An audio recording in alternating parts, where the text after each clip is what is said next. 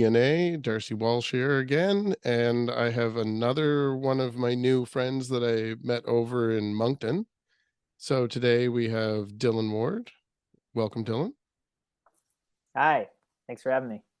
So I did reach out to you because of your band, but I am curious because the name Dylan Ward I know as well. So have you done other stuff previous to being in Marian, or is it that you're the primary songwriter and that's why your name's send up some kind of flag in my memory?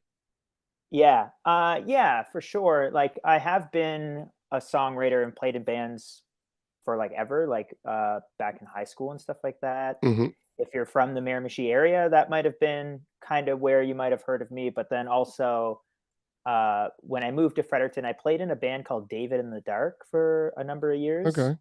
Um, but that wasn't me being like a songwriter. I was the bassist, and Sure. um, I also have a recording studio, and I make records with bands. I've been doing that for a long time as well. Uh, that my studio is called Shiftwork Recording. So I've that definitely also is like seen a your band. name. I've definitely seen your name as working with other people, like helping them with their songs. So I've definitely seen your names a few times there that way.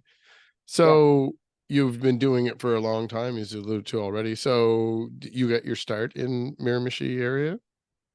Yeah, so I'm originally from Ilground First Nation, which is like just right outside of like Newcastle area. Um, and it's basically where I started playing music with my friends and started writing songs together, and my ultimate goal was to get like my own CD. Yeah. So I just thought that would be the coolest thing in the world, and my friends and I and bands, we just scrounged together enough to get a system where we could record onto a buddy's computer, and then Hmm. I kind of took the most interest in it, and kind of took the lead on doing that. And then when I was finished high school, I moved to Fredericton. And I went to a recording school that was here. Unfortunately, it's not here anymore, but that's kind of how I made my way to Fredericton. That's how I kind of started having music as like a path for a Sure. profession. And then, now I just play music. I have the studio. I do live sound around here in Fredericton a lot as well. I've been working at the Cat, the bar, uh, world famous music bar Oh in yeah, Fredericton absolutely. here. I'm the head sound tech there. I've been working there for like 10 years, which is pretty Wow. crazy. Um, Basically, when I was like 19, I just like started working there, or 20, something like that. But yeah, that's kind of like the kind of gist of me kind of getting into the music scene, and kind of where I'm at right now.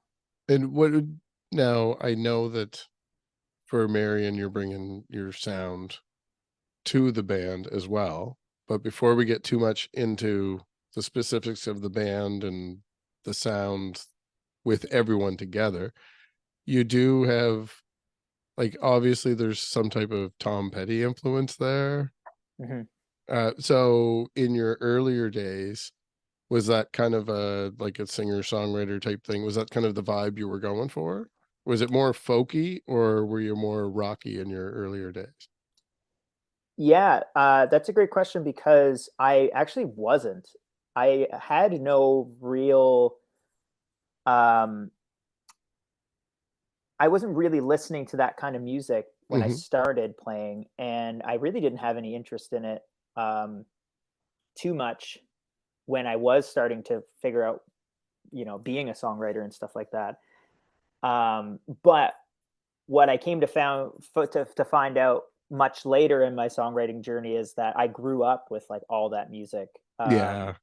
Like my parents were huge fans of Tom Petty. Uh, the Beach Boys was like another big one. I would hang out with my whole family would hang out a lot at my grandmother's spot, who the name Marian comes from. That's my Oh, grandmother's name actually. Um, and I have very early memories of all of us hanging out at her place, her and my grandfather's spot, and just always listening to records like all the time. And they were big into like country, uh, like Johnny Cash and blanking on the other dude's name. Anyway, just music was playing all the time, and I don't think I really realized how much that stuff really affected me until kind of way later in life. Sure. But it definitely instilled like a love for music, and I always was super interested in it. And but when I started kind of writing music, I was into like a lot of heavy metal early on, like, Mhm. and all my bands were like essentially my first band was like a Metallica cover band.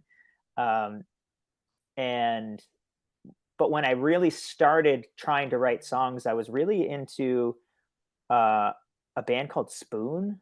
Yeah. Uh, yeah, so like Spoon kind of changed everything for me, because I was really just super into like metal and stuff like that, and I wasn't really into. I didn't really think bands of like my time were like really that cool. Yeah, I just sure. thought they were like, I wasn't really into pop music or anything like that. I just couldn't really find it or like or whatever. And there were so many classics that I was just still kind of running through, like Led Zeppelin, Ozzy Osbourne, like all this stuff, right? Absolutely.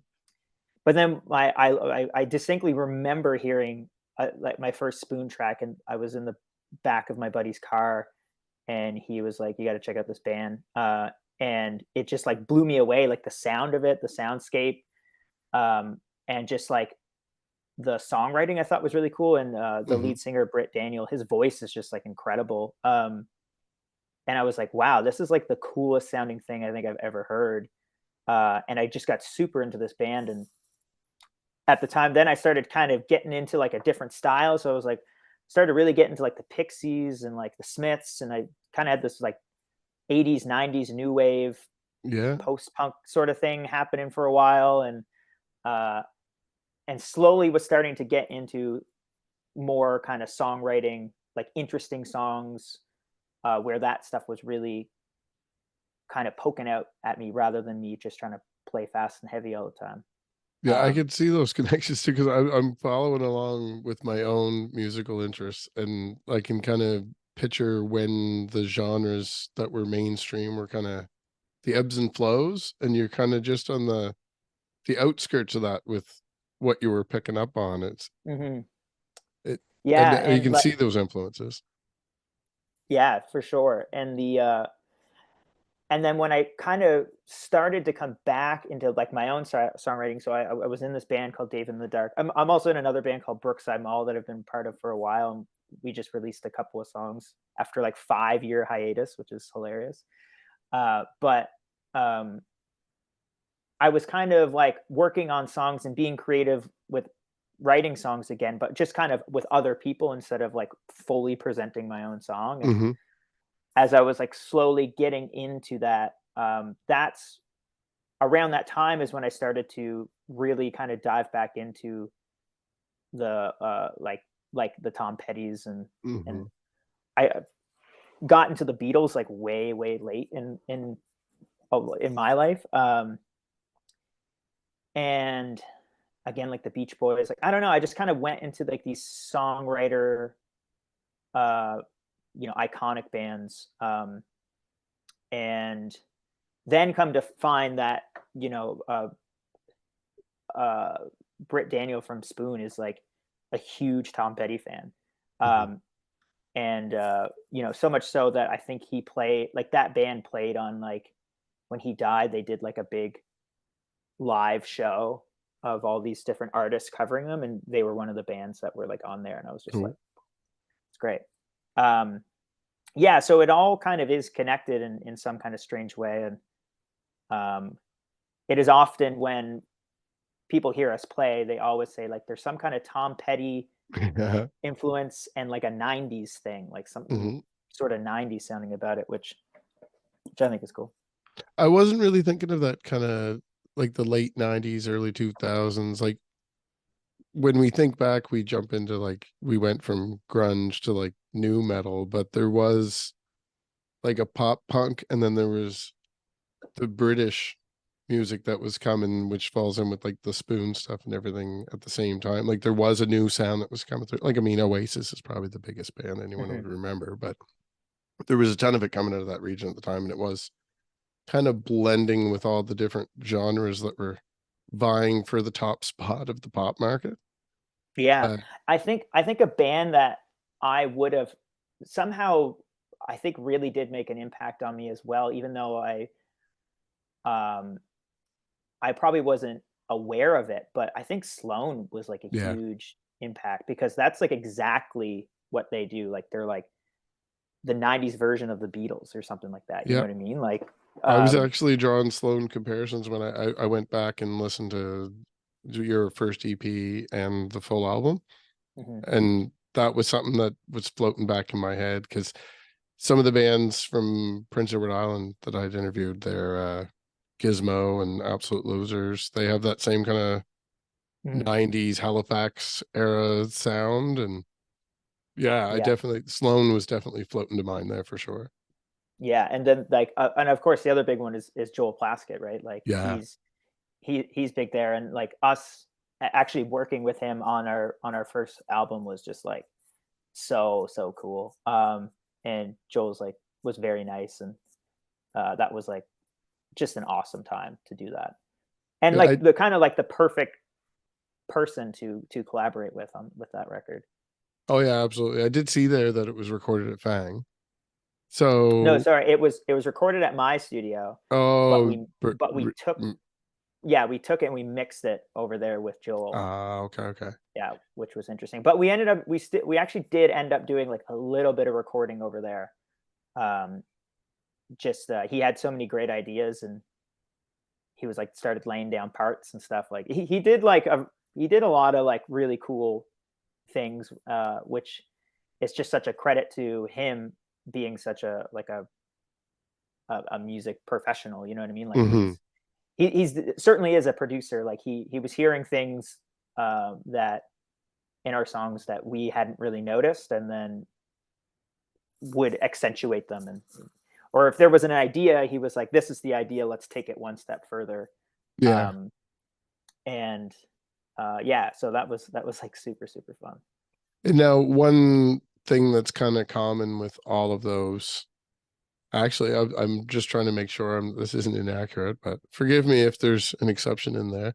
But with the Mhm. influences that we all just mentioned and the people that you were collaborating with, like the harmonies is really the common thread of all those that, and the same thing that you have. Now you have a female vocalist as well to do harmonies with in your band. Mhm. So was she there right from the inception of Marian?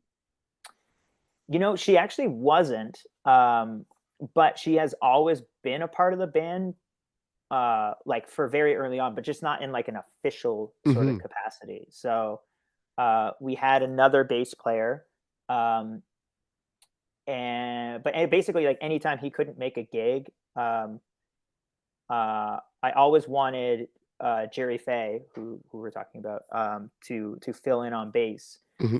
and that's kind of how we kind of got connected. But she's been a musician and a songwriter like her whole life, and has been around in the scene forever, and we've definitely have known about each other for a long time. But it was really kind of her filling in on bass, and that really kind of started it all. And I specifically why I thought she would be a good addition was because I always thought she had such a great voice and a unique voice, Hmm. and I just for whatever reason thought that that would blend with mine uh, in a nice way. So she when she started kind of filling in every now and then.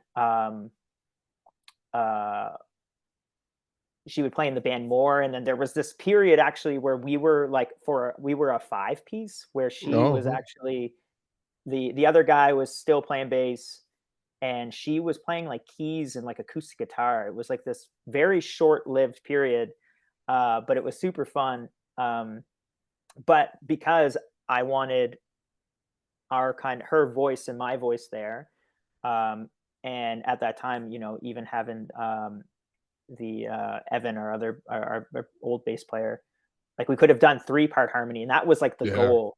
I was like 3-part harmony, somebody playing keys or organ and acoustic guitar, like that would like fill in all of the holes.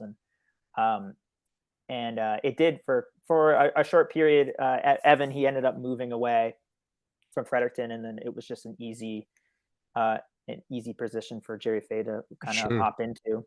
Um, we're also married now, me and Jerry Fay, and so Oh, that just okay. happened. Yeah, I that was happened gonna like. say that you guys have good. I was gonna use like the word organic or something so I could stick away from chemistry, but I'll use Mhm. chemistry since I know there's romantic interest there as well. Yeah, yeah, yeah, So yeah, no, that comes across. That's yeah, yeah, yeah. nice to We hear. we got together around that kind of same time, and yeah, we literally got married in September. So Oh, well, congratulations. thank you. Love to hear it. And so maybe we should take a moment to go over who the other two members of the current lineup are then. Sure.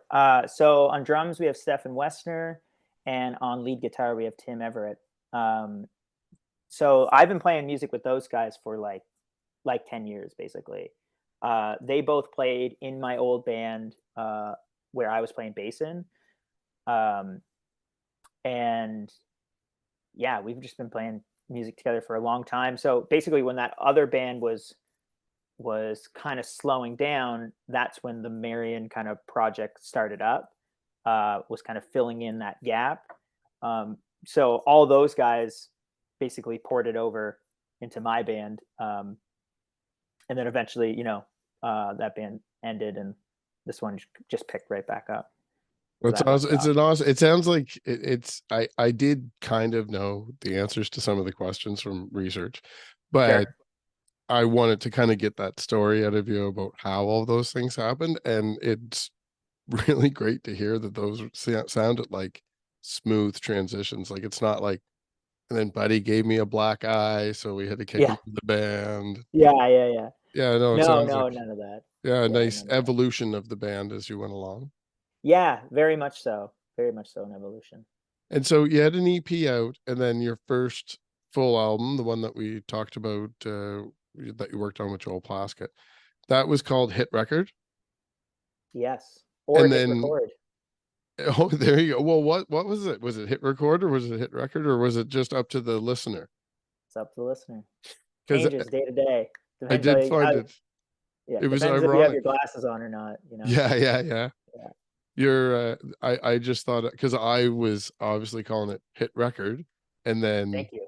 when the single won for the top single of the year, Yeah. was it Music New Brunswick Awards? Yes. Yeah. Yeah, Song of the year. yeah. I thought that was kind of ironic that you almost knew that you had something good there right off the bat. We dreamed it into existence. Yeah. No, that was really cool. That the story of that of the album is another band that I haven't quite mentioned yet, but that is a huge influence on me. And kind of like right now, I'm still sort of living in this like being obsessed with this band. But there's this band called Big Star. Okay. Um, yeah, who has an incredible story, and as a band and as certain members of that band, it's just incredible. But they're all like just awesome songwriters, and um, kind of near the tail end of the record, like where the last kind of few songs I finished for it and that made it onto the record are you can sort of hear how my songwriting is starting to change a little bit, and what we're working on now is much more kind of that sort of style. Um, but anyway, so Big Star's first album is called Number One Record. Mm-hmm. Um, and it was them basically being like, this record's so good that it's got to go to number one. It didn't, and there's a crazy story about why it didn't and stuff like that. But I thought that was pretty funny. So that Yeah. was us trying to just kind of steal that idea a little bit. And so I know when I did catch your showcase as well, there was new material in there or unreleased material. Maybe it's not brand new, but I assume new if it's a showcase. So Yeah. does that mean there's a follow-up album coming? It's been probably about a year since the other album came out? Yeah, for sure. We're writing lots right now. I'd say we're about like halfway through. Mhm. And the hope is to record over the winter here. But We here's got we got lots of ideas and stuff like that, and but yeah, to if we can start recording in the winter, that would be amazing. yeah, we're getting into a loop in the industry, I've noticed, because you can tour so well, especially in our regions here, that you can tour so well in the summer that people are recording in the winter, promoting and dropping singles through the spring, and then just tour, tour, tour all summer, and then when it starts to get cold again, it's time to start recording again. But Yeah, it seems to also organically be fitting with where the artists that I've been dealing with anyway seem to naturally be getting their inspiration in those times, because you're wanting to get out there on the road, and then you come back with a whole bunch of new experiences and a whole bunch of new ideas, and you're ready to sit down and start flexing that muscle again. yeah, absolutely. It's funny how just like weather and climate and all that things just like they really predict of our behavior sort of thing, right? Like, Yeah, yeah, it's insane. and I know this specifically too. It's just like owning a recording studio is like I get like no work in the summer. Like it's very like right now it's like packed. Like as Yeah. soon as like basically there's a big music festival here that happens in Fredericton called Mhm. Harvest Music Festival, and when that is done, that's like the end of summer. Like that's Yeah. like school has started.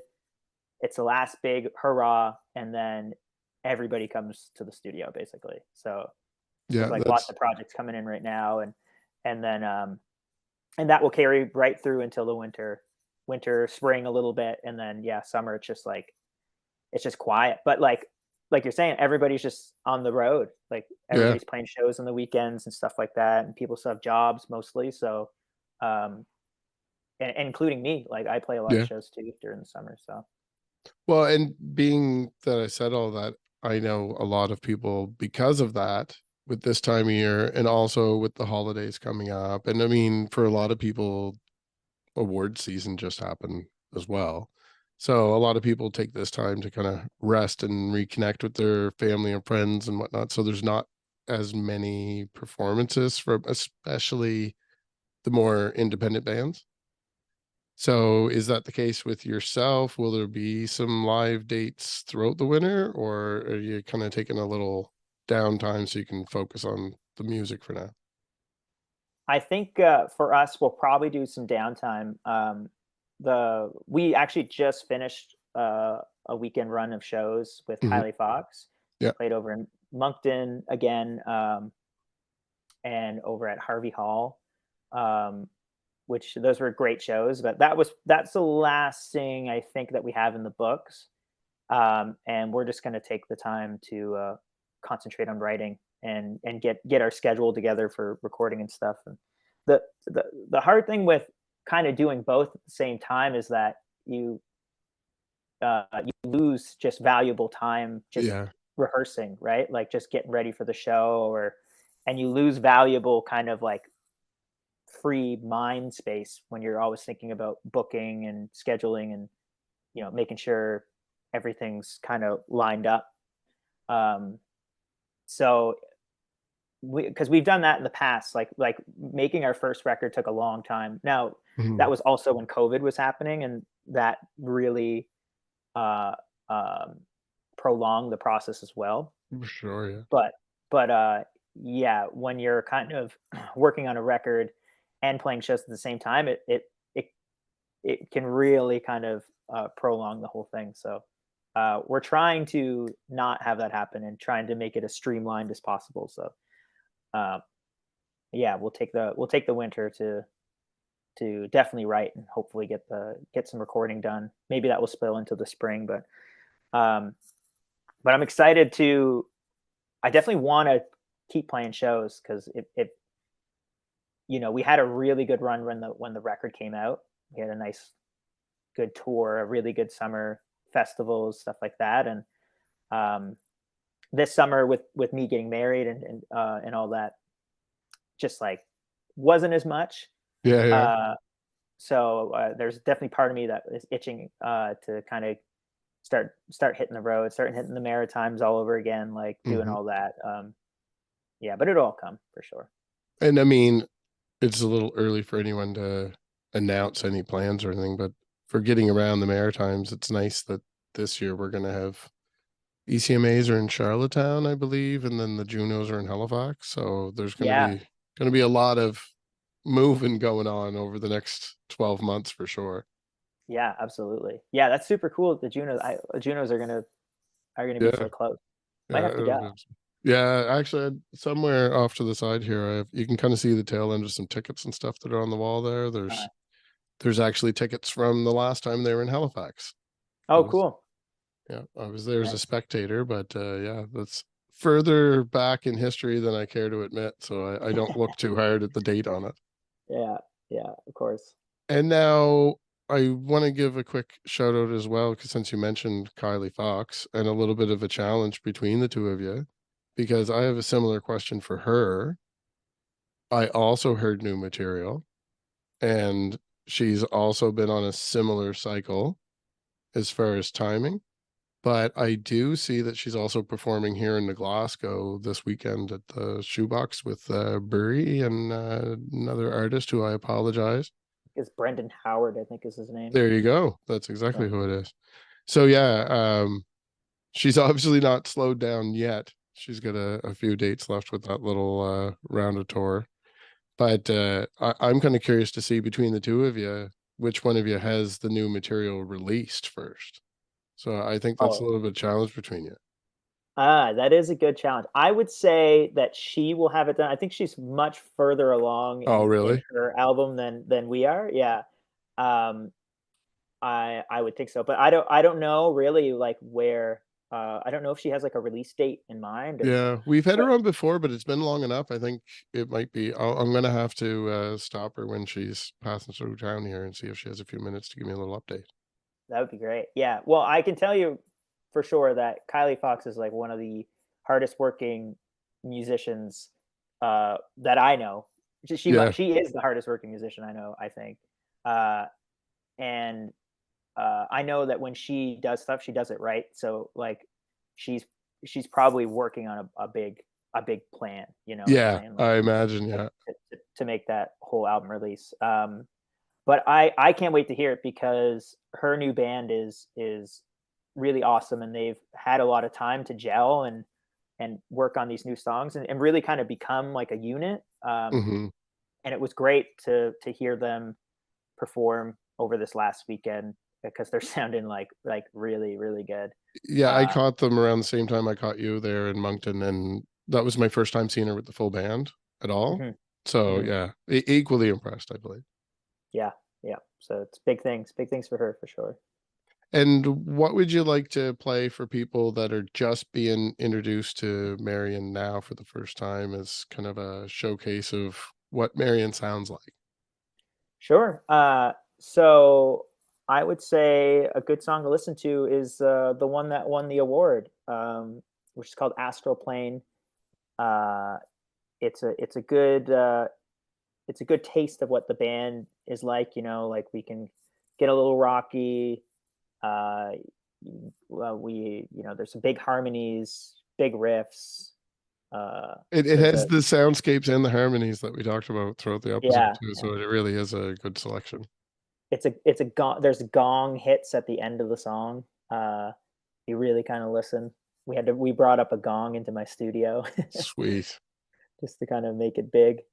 So anyone that's Yeah, but watching a version of this instead of just listening, I'm I'm assuming I haven't edited it yet, obviously, because we're just recording now, but I'm assuming the timing of that should probably be around the time the East Coast DNA logo comes up with the request to subscribe, because I mhm. usually have a fade right at the end. So don't shut it off just because you already subscribed. Listen to it so you can hear the gong. Yes, perfect, perfect. Absolutely. All right. Well, thanks for your time, Dylan. And down the road, I'm thinking probably maybe spring, early summer, we'll have to have you back on, maybe some of your bandmates, and we'll talk about what the new material sounds like and what your new tour dates are going to be. That sounds awesome. Great. Well, thanks for your time. Thank you. Appreciate it. Bye.